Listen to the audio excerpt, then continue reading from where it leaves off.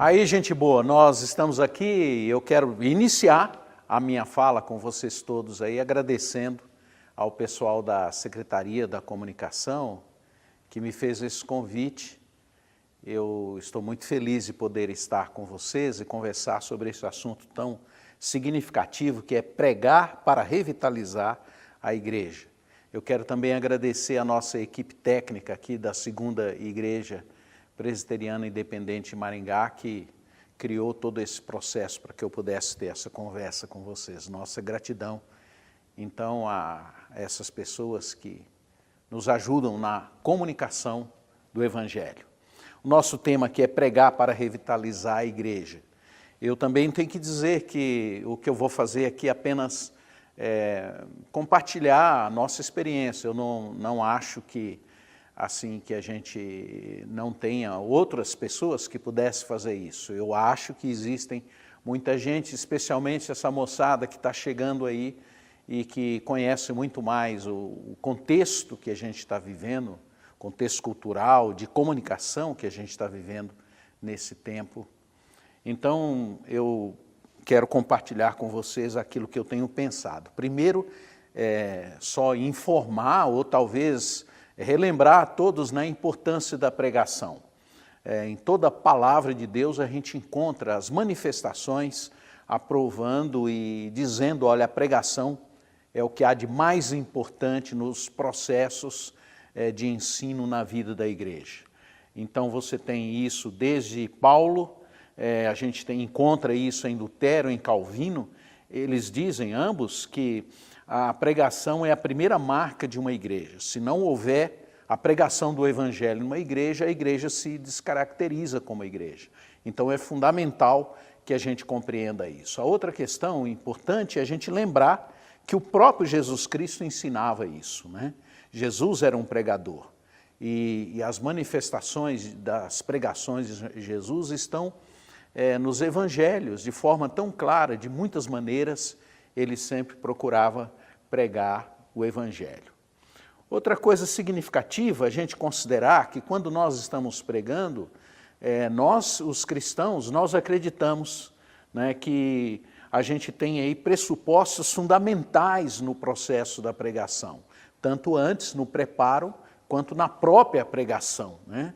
É a presença de Deus, a revelação de Deus e a nossa resposta à pregação. Essa resposta, ela começa no coração do próprio pregador, né? A relação com o texto, ela é uma relação que tem a ver com o seu coração, com a sua vida, com o seu viver, com aquilo que você está experimentando no seu dia a dia.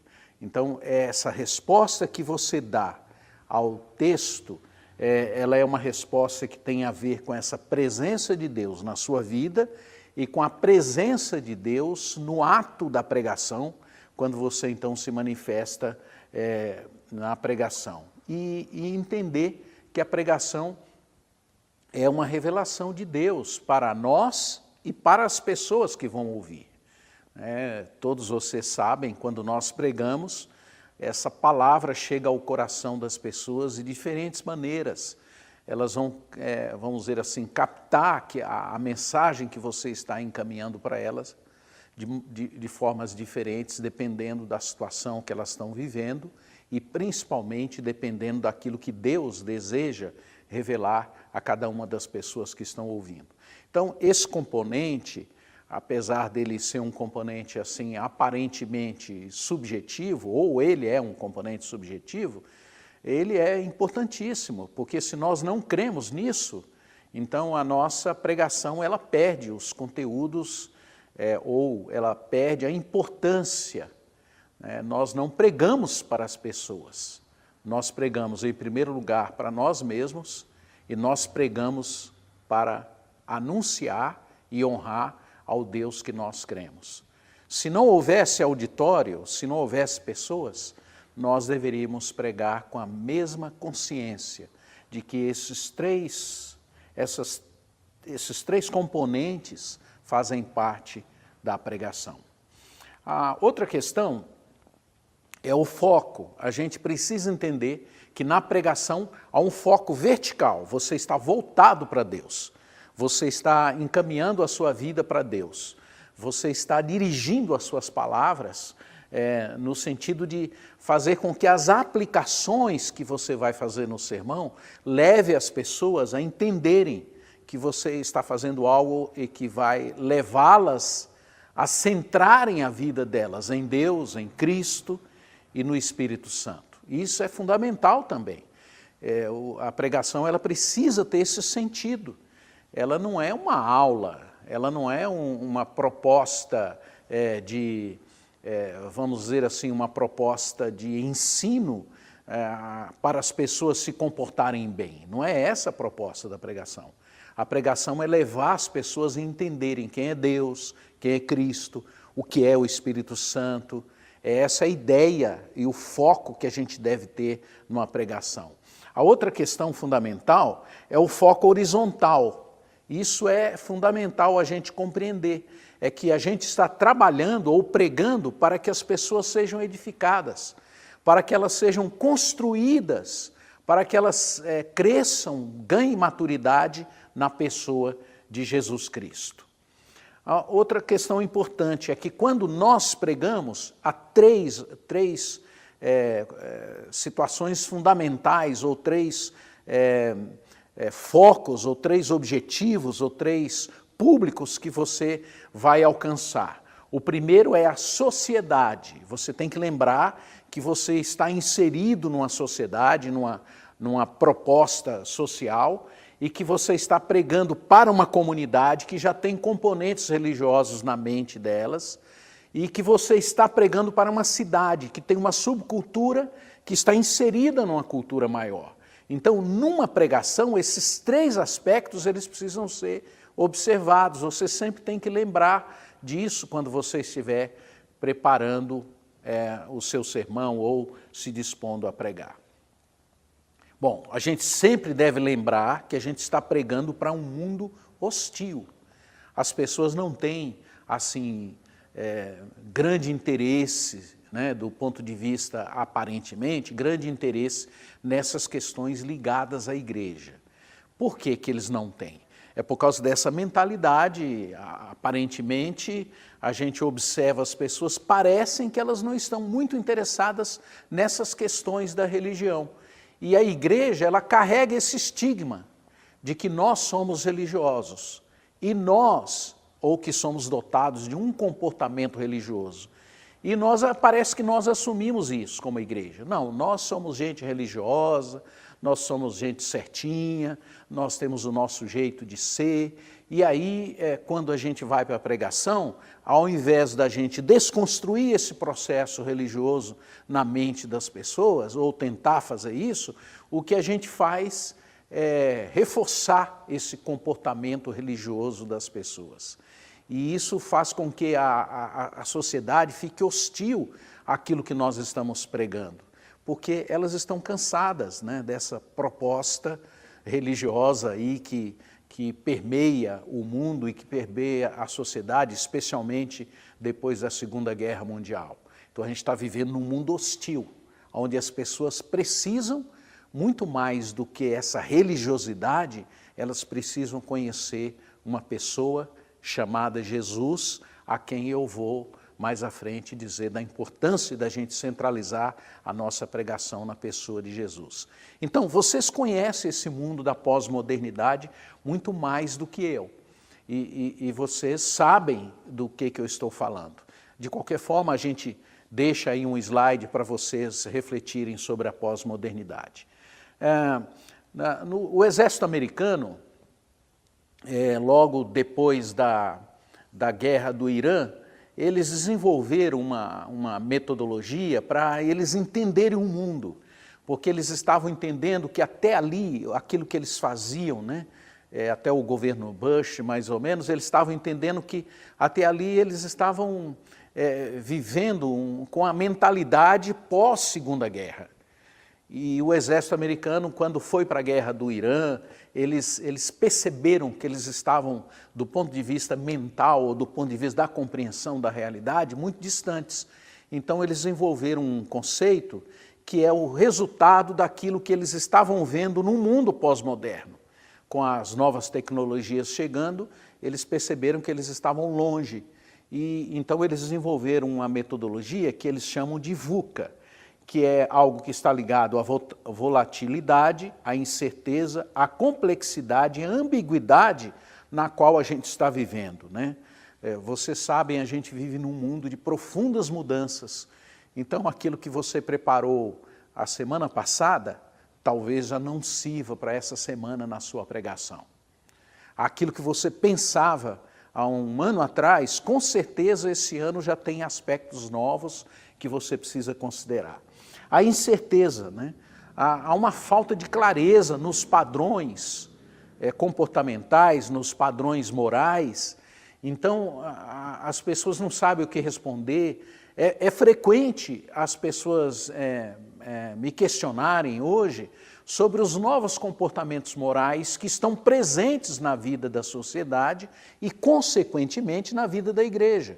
E como é que a gente responde a isso? Essa é a questão. O segundo aspecto é a questão da complexidade, né? Hoje as pessoas e as gerações atuais, elas têm muitas possibilidades de escolhas, muito diferentes da minha geração. Eu tinha a possibilidade do meu crescimento do ponto de vista, vamos dizer, intelectual, filosófico, de compreensão da vida. As minhas possibilidades eram muito poucas. As possibilidades teóricas, as possibilidades de forma de compreender a realidade eram pouquíssimas. Eu tinha uma, duas, talvez três opções, né? E hoje não. Hoje as pessoas têm muitas maneiras delas pensarem, delas aprenderem, delas compreenderem a realidade. Então, o mundo mudou. E essa complexidade leva as pessoas a terem muitas escolhas. E nesse sentido, o Evangelho, na percepção dessas pessoas, é mais uma forma de compreender a realidade, enquanto para nós, ela é a única forma, né?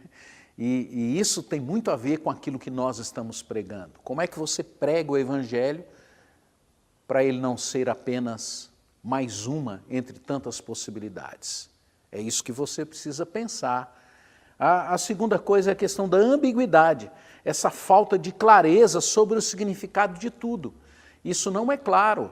Então, quando numa pregação você precisa esclarecer os conceitos de uma forma que fique claro para as pessoas o que você está querendo dizer.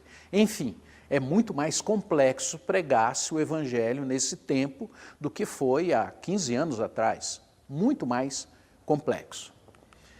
Muito bem, outra questão importante no processo da pregação do Evangelho, na revitalização da igreja, é que as igrejas elas estão acostumadas com essa comunicação de massa. Então os pastores vão para o púlpito e pregam, né, como se eles estivessem pregando para 1000 pessoas, elas pregam para 30. E é evidente que isso é diferente, né? Você pregar para 1000 pessoas é uma forma de pregar, e você pregar para 20, 30 pessoas é uma outra maneira de você pregar. E você tem que descobrir esses caminhos, como é que você vai fazer isso conforme, a gente também vai tratar disso um pouquinho mais na frente, conforme o tamanho da comunidade que você está. Então isso é significativo. Além disso, a gente tem hoje uma nova forma de comunicação, que é essa comunicação em rede. Ela é uma comunicação que as pessoas não têm domínio sobre ela. O pregador não tem domínio. Você prega alguma coisa hoje para uma realidade que você está vivendo na sua comunidade e aquilo pode se multiplicar em rede. E ao invés de ter um efeito, vamos dizer, positivo, pode ter um efeito negativo.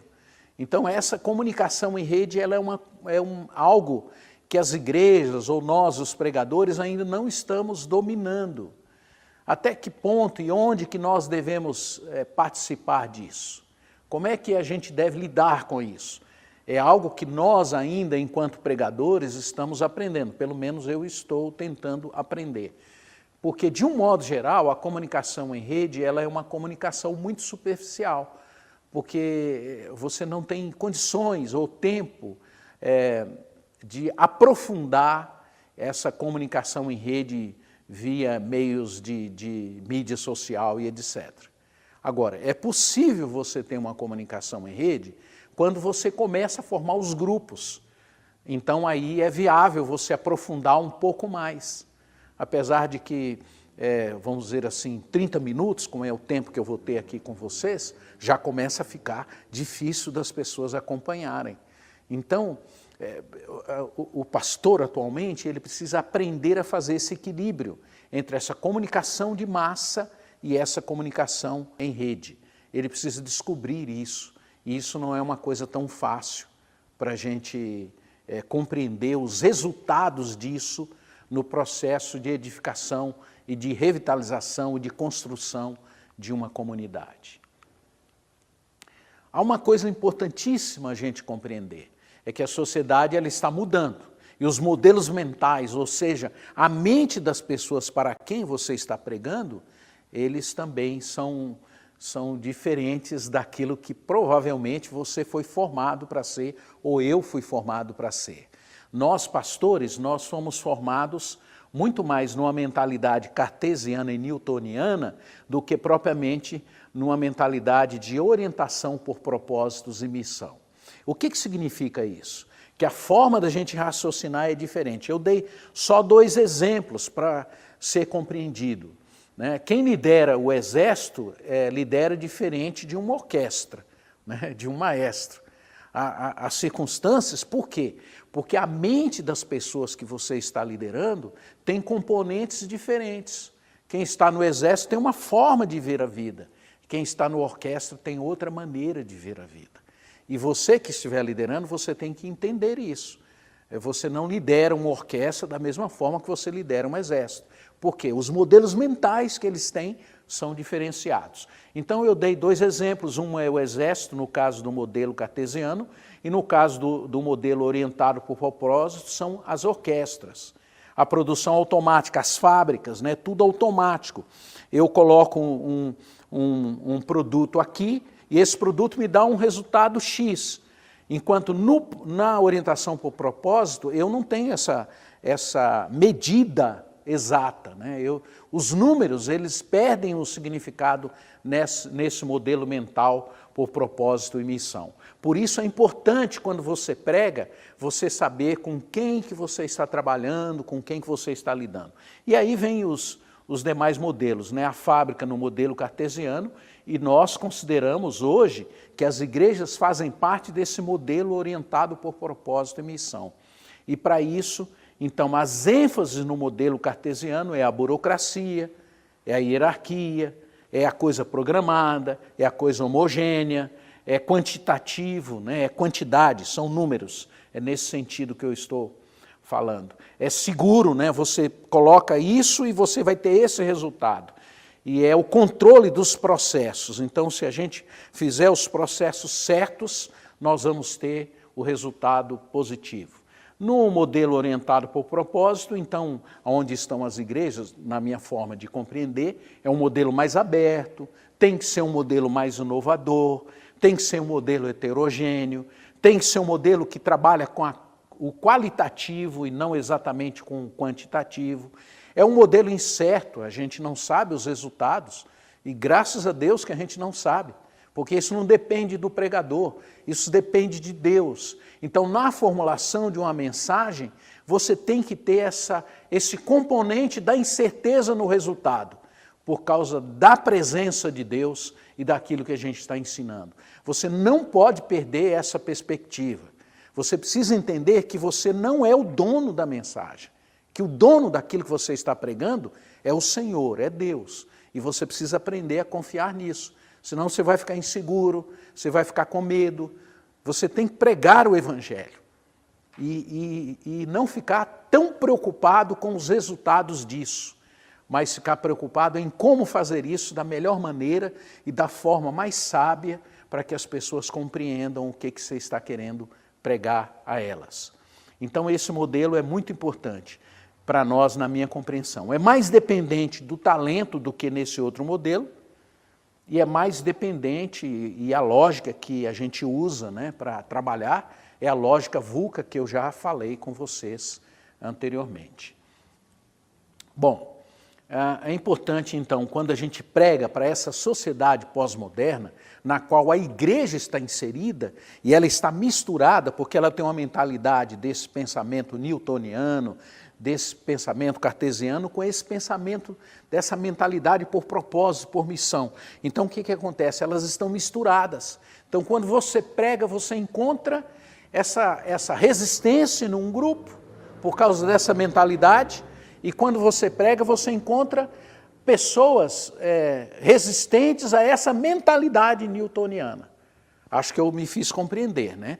Quando você prega, você tem as duas mentalidades presentes. Você tem um grupo de pessoas que tem esse pensamento lógico, que acredita nessas coisas automáticas, que acredita nessas coisas que estão ligadas aos números, aos dados, e você tem um grupo que ele é incerto em relação a isso. Esse outro grupo, ele está querendo ouvir, ele está querendo aprender, mas ele não tem esse raciocínio lógico que você está acostumado.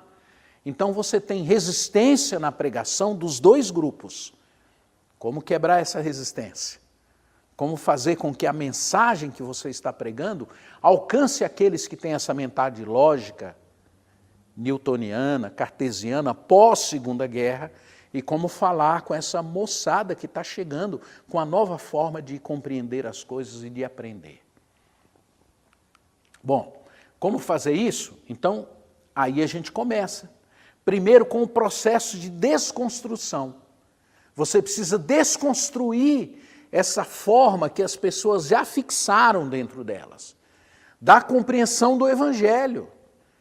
Qualquer um que ler a palavra de Deus com mais cuidado, com mais atenção, com uma mente, vamos dizer, desarmada desse pensamento newtoniano, vai perceber que há muita coisa ensinada na igreja hoje que não tem nada a ver com o Evangelho. Então, esse processo ele precisa acontecer na pregação. Você precisa desconstruir conceitos para que seja construído com mais clareza o que é o Evangelho e quem é a pessoa de Jesus para as pessoas. Então, esse processo de desconstrução é importante. É importante compreender também que a gente não desconstrói nada se a gente se coloca como aquele que sabe tudo.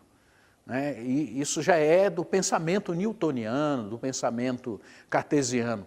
Hoje as pessoas têm muito mais informações do que a gente pode imaginar. Eu sei que quando eu menciono um dado do contexto bíblico, por exemplo, de um texto que eu estou trabalhando, quando eu menciono isso no sermão, as pessoas que têm interesse, ou se elas quiserem, elas rapidamente vão ter a mesma informação que eu estou passando para elas em segundos. Então, as informações nesse sentido, elas vão perdendo um pouco a importância no sermão. Por quê? Porque você não pode se colocar agora como aquele que é autoritário e que está falando a verdade para as pessoas e pronto, e acabou e encerrou. Isso não existe mais nas pregações. Se você quiser trabalhar, revitalizar, reconsiderar, você precisa aprender e compreender isso. Você precisa desconstruir e você precisa pregar de uma forma não autoritativa. Você precisa compreender que você, na pregação para uma mente pós-moderna, você tem que levar as pessoas a viverem uma experiência.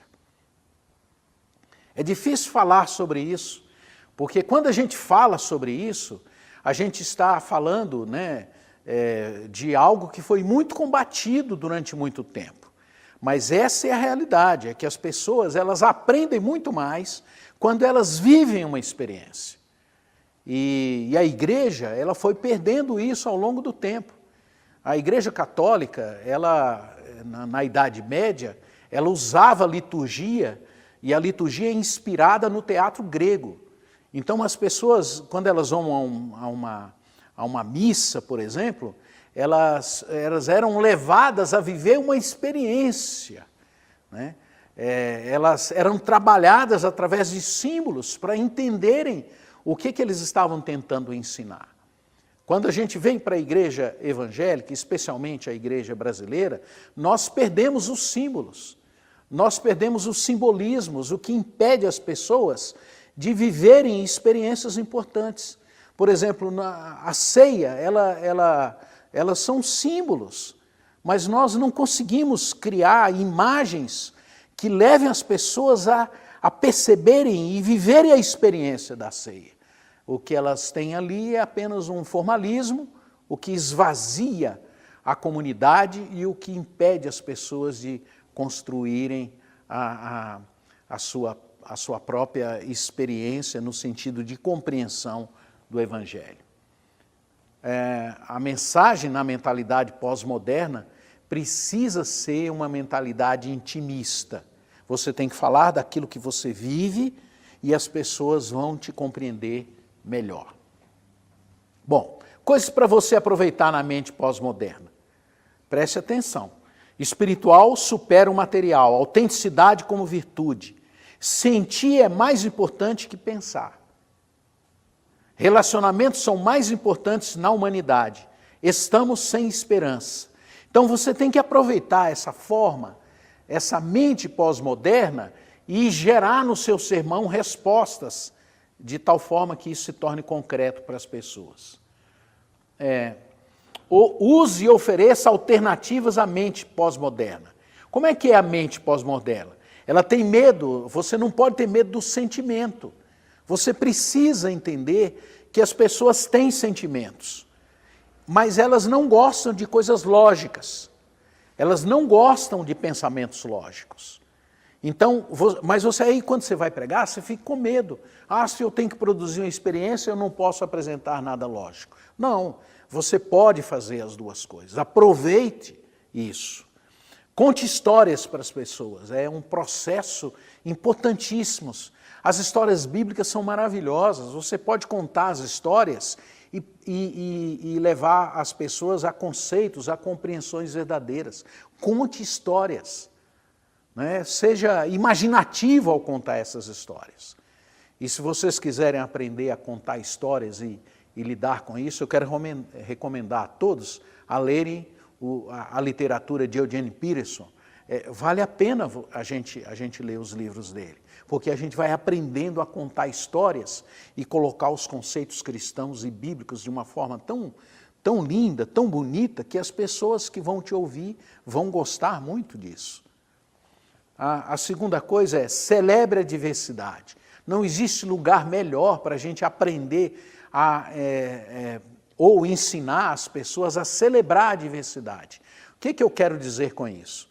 Jesus é a única pessoa que pode reunir pessoas de diferentes situações, de diferentes nações, de diferentes povos, de diferentes tribos.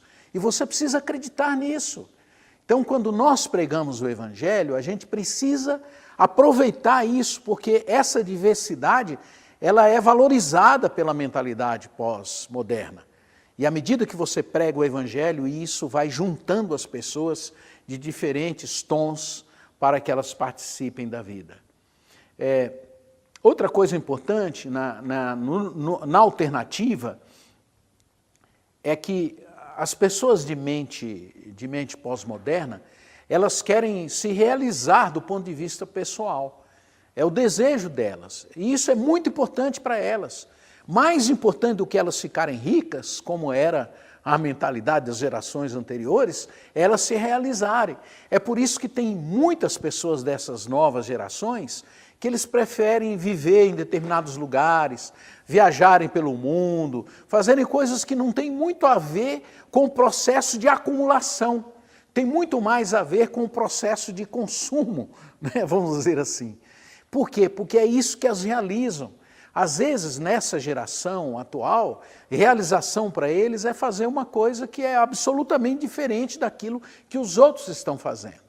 Então, o Evangelho pode ser uma resposta a essa realização pessoal. É muito importante você compreender isso também.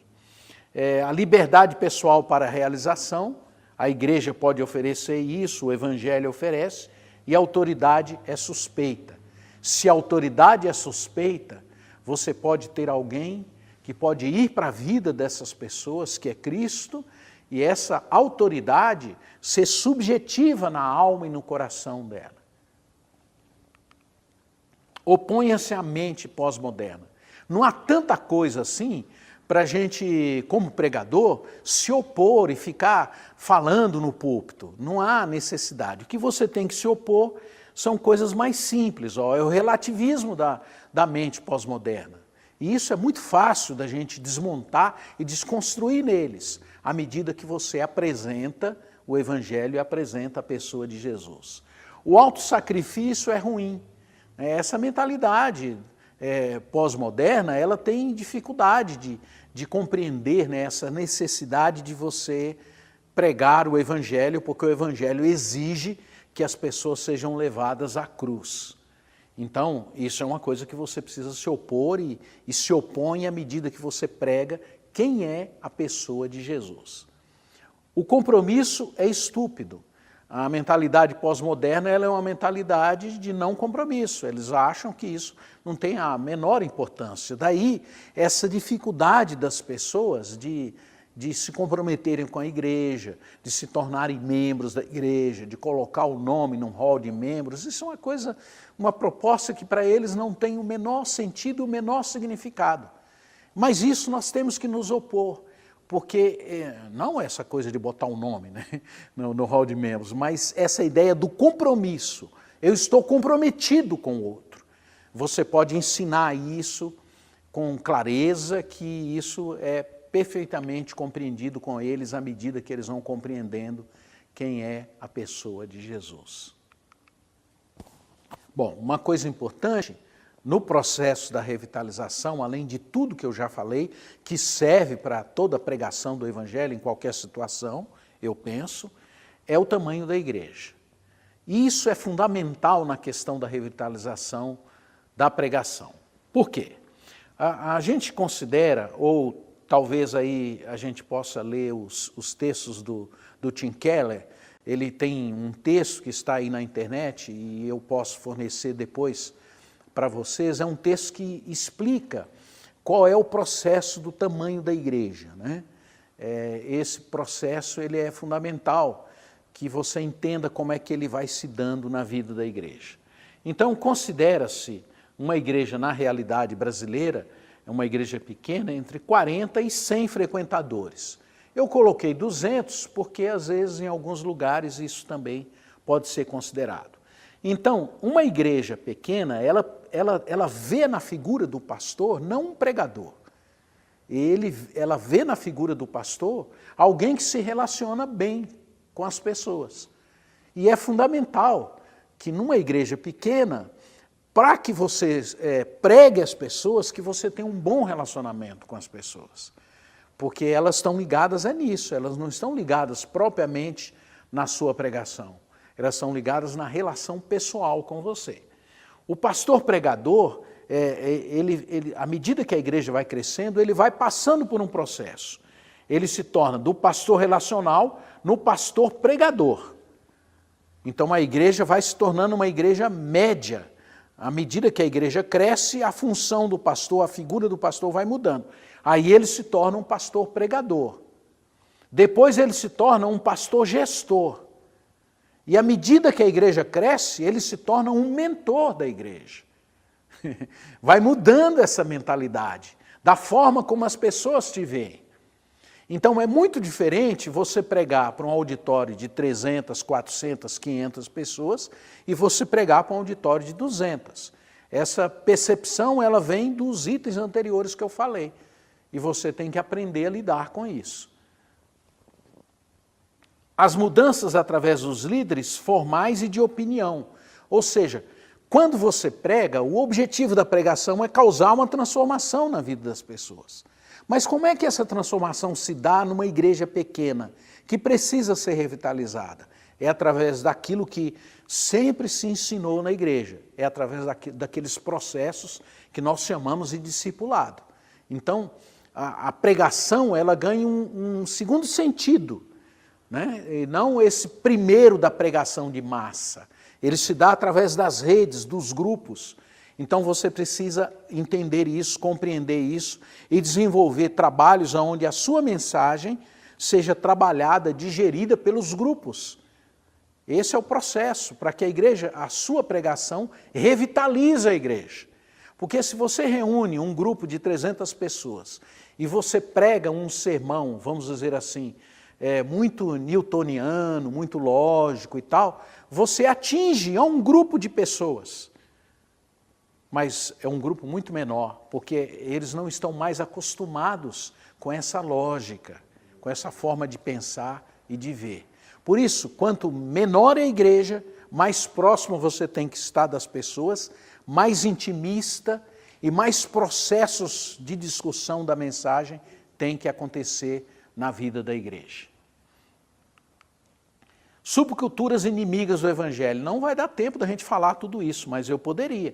O formalismo, o legalismo, o antinomianismo, né, que é você viver uma vida religiosa sem Deus, o moralismo, a religiosidade, presente na vida das pessoas, a teologia da prosperidade, as teorias do comportamento. Então, hoje há muitos púlpitos que estão pregando como as pessoas podem se comportar. Então, quando a gente ensina essas coisas para as pessoas, a gente dá uma resposta para as pessoas provisória, que serve para um certo momento, que alivia um certo momento da vida das pessoas, mas não resolve. E está muito em moda ser pregado comportamento a partir das teorias da psicanálise, da psicologia. Então as pessoas começam a achar que o Evangelho é uma proposta para você pregar 5, 10 minutos, 15, a pessoa muda e depois ela tem um certo comportamento e aí esse comportamento é que vai mudar a vida dela. Muda aquele momento, mas daqui a pouco ela volta, porque não é transformador.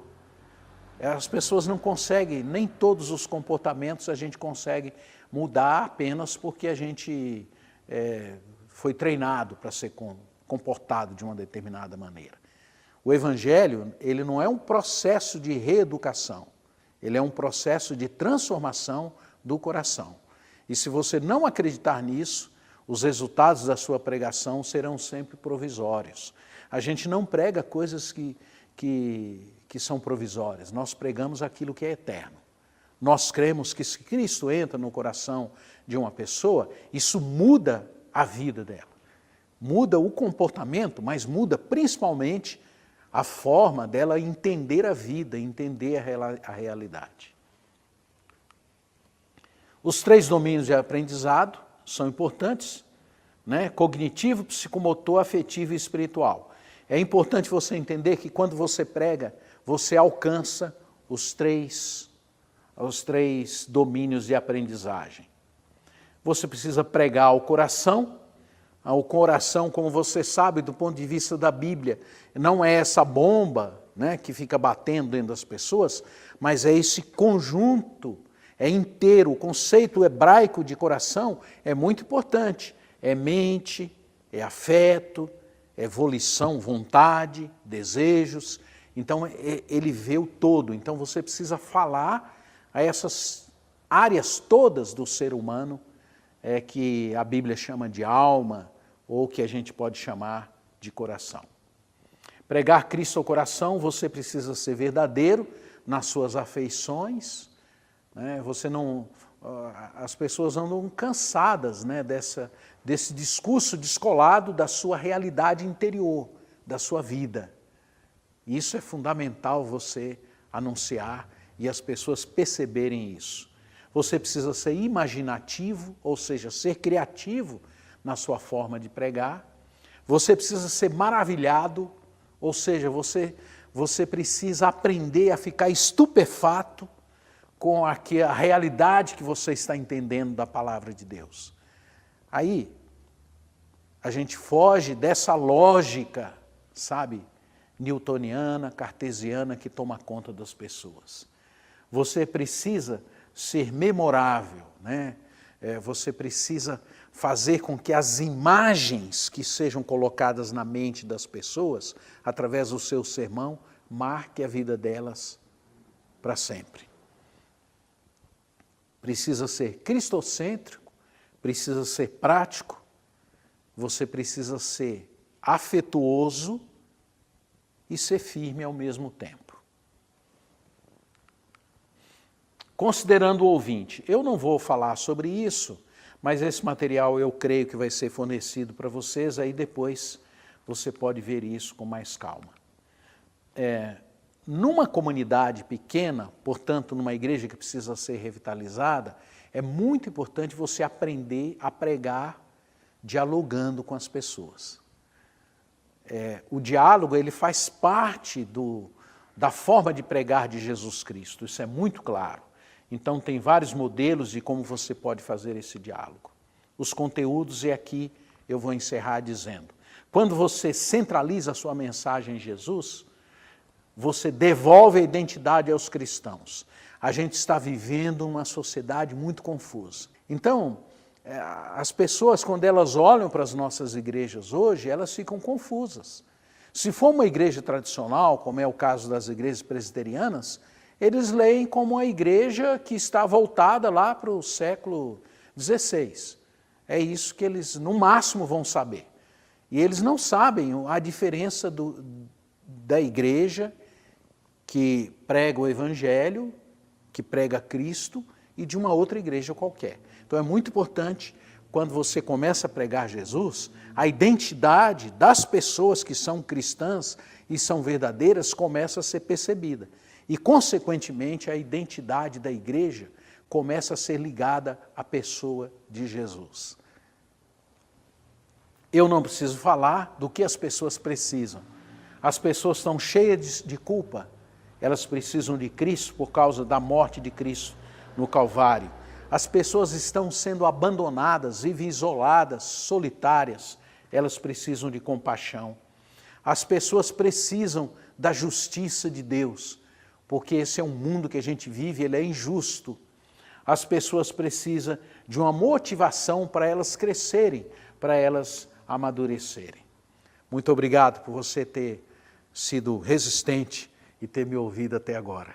E eu espero que isso seja uma contribuição para a sua vida como pregador, mas principalmente para a sua vida enquanto cristão e filho de Deus.